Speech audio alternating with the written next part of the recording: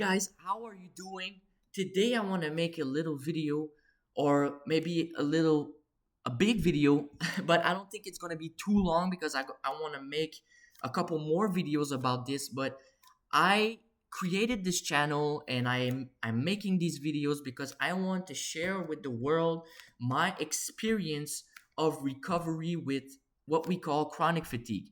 Now, we call it chronic fatigue. Some people call it adrenal fatigue. Some people call it um, burnout. Some people call it so many things, but I want to share with you my story that got me today to a 90% recovery stage or state, should I say. And I really want to share this with you guys, even if I touch one person in this video or three-person, I am going to be really happy because I just want to help people that are looking for the answer of why am I feeling always tired? Why is my sleep so bad? Why is it unrestful? Why is it not deep like everyone else? Everyone else wake up in the morning and they feel fine. A lot of people don't need the coffee that I feel like I need, or this expert is telling me not to drink the coffee because it's going to worsen my symptoms. And it's just all of this. I'm going to talk with you guys about this today. And I probably am in the same boat as you, because I've struggled with fatigue really, really bad. And I want to give you, I want to share with you my story so you can understand where I'm coming from and how I can help you with this stuff. Now, I am a 22 years old male, and I've had chronic fatigue for the past 4 years. Now, I've struggled with fatigue in a time of my life when I had this knee surgery. Okay, I had a knee surgery. I used to play soccer. Now I hurt my knee, and I had this knee surgery. And after that, it all went downhill. Um, Things like it started as just insomnia, right? I couldn't sleep, and I was really like back in the days, it was a normal thing for me. I always had trouble sleeping, even when I was a child, I had trouble sleeping. So it was nothing for me. It was pretty easy to just, okay, I didn't sleep today, well, I'm gonna sleep tomorrow, right? But it became like I'm not gonna sleep today. I know I'm not going to be able to sleep tomorrow, and I'm not going to be able to sleep after, and it just went downhill to full blown fatigue, really hard to get out of bed. Uh, Listen, some people are even in a wheelchair. It wasn't my case, but I can tell you that the fatigue was so strong, and I've tried many supplements, many vitamins, pretty much everything that is on the market, from vitamin D to uh, desiccated beef organs to, anything you can think of.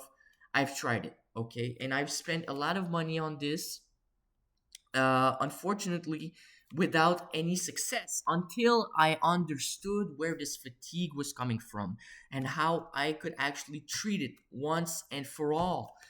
Now, what is fatigue and where is it coming from? You have a lot of places where it can come from, but first of all, the first step you should do if you're feeling tired all the time, you should see, am I sleeping well? And am I eating well? And am I exercising? These are like the 90% of your health. If you're not sleeping well, you have a problem. And if you're not eating well, you have a problem as well. And if you're not exercising, not even walking a little bit, now you have a problem as well. But if everything's fine in these three categories and you still feel tired, the first step would be, well, actually, the second step after you did all of these three things, you should get blood work.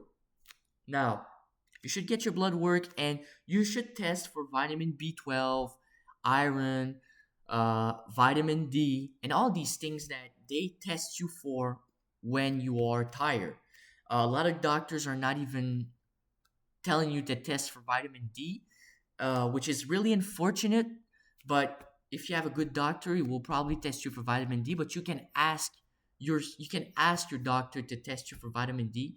I'm not sure. I'm not really don't think he's going to decline that. Some doctors are really special, but most doctors will not decline that. They will accept it.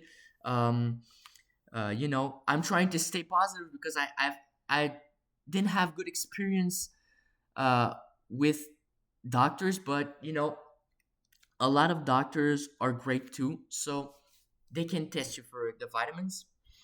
Now, if the blood work it comes back and it's perfect. Your thyroid level is perfect. Your cortisol level is fine. Your vitamin D, your vitamin B12, your iron, all the things they test you for fatigue, basically. If it's perfect, if it's fine, if it's in the range, even testosterone,